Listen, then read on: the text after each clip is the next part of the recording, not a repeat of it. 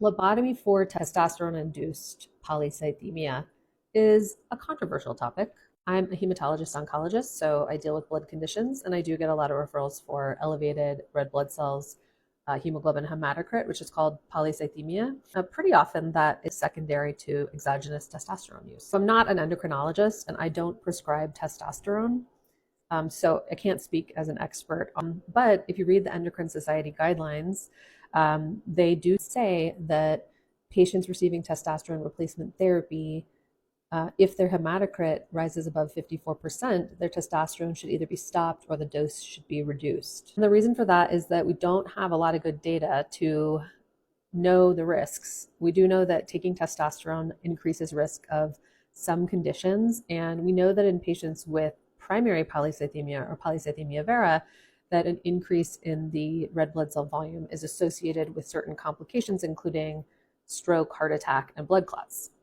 But conversely, patients receiving testosterone therapy routinely tell me that it has significantly improved a lot of their symptoms, which makes sense if you understand how testosterone works. We don't have a lot of data to know the best way to manage this, but this is where I think the common approach operates outside of guidelines, and it's very patient driven.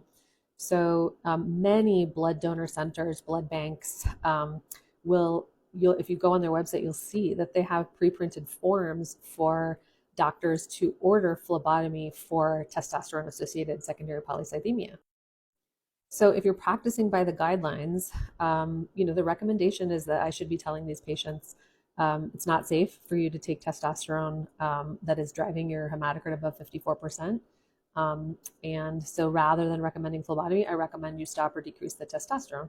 But in reality, patients don't want to do that in my experience. And again, my experience may be biased because I don't prescribe this and I'm not an endocrinologist, but the patients that make their way to me generally are motivated to continue, and therefore they're willing to undergo phlebotomy with the understanding that it may reduce the risk of complications. I'm not aware of a rigorous trial that shows that it definitely does, and we'll probably never have that data.